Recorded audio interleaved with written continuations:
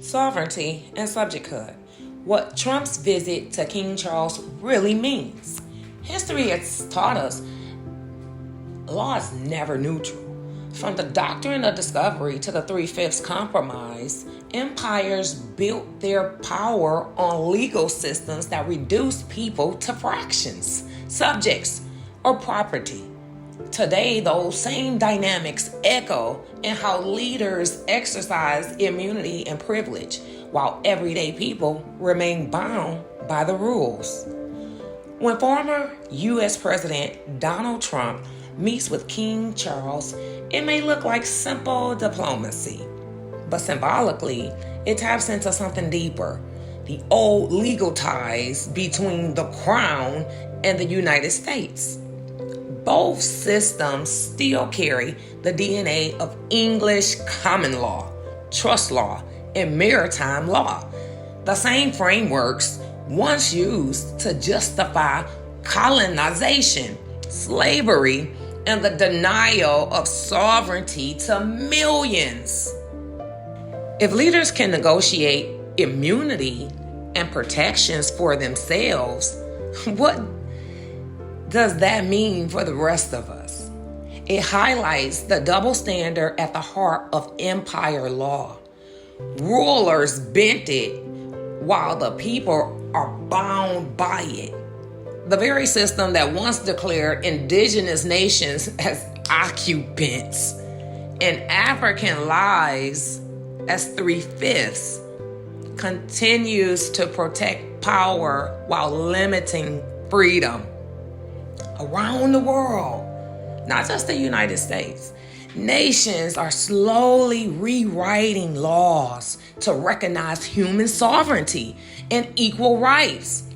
From marital protections in New Zealand to the recognition of indigenous and environmental rights in Latin America.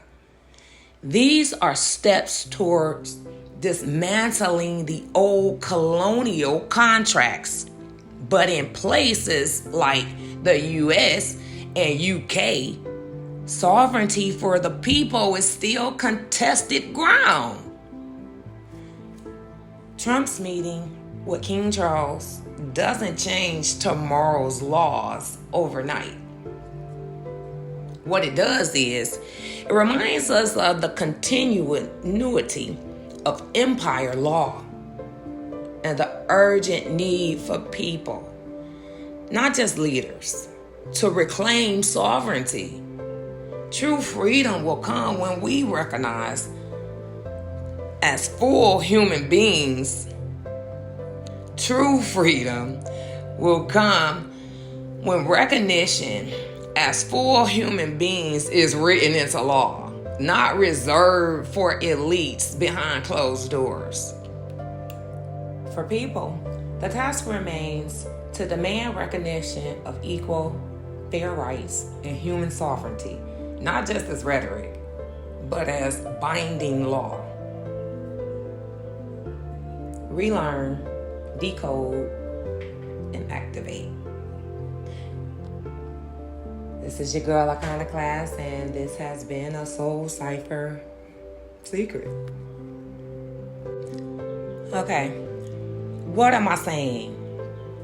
Let me break it down like this. Number one, the Crown and U.S. connection. This is symbolic and also legal layers. The U.S. broke from Britain in 1776, but the legal DNA of English common law, trust law, and maritime law is still embedded in America's system.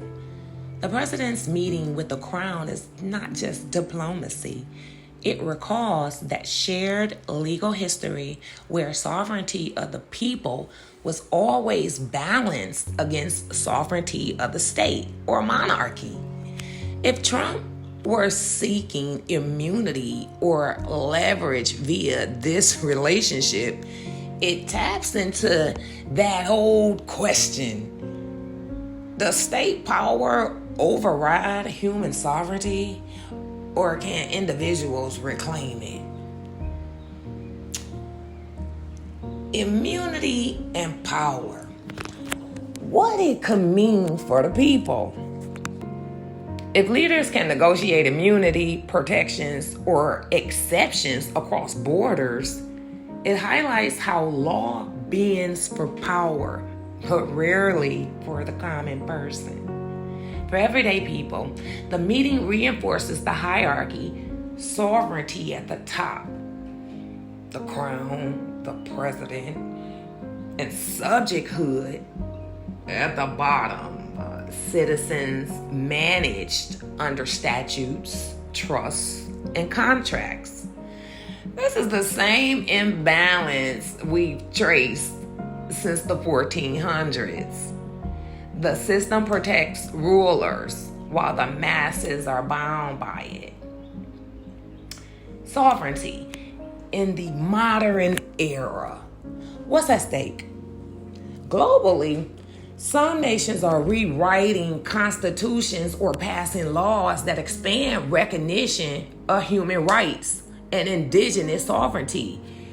Places like New Zealand recognizing Maori rights in Latin Americans, countries embedding Pachamama or Mother Earth rights into law. In the US and UK, sovereignty movements from native nations to human rights first activists are pushing back against the structures that still reflect colonial contracts.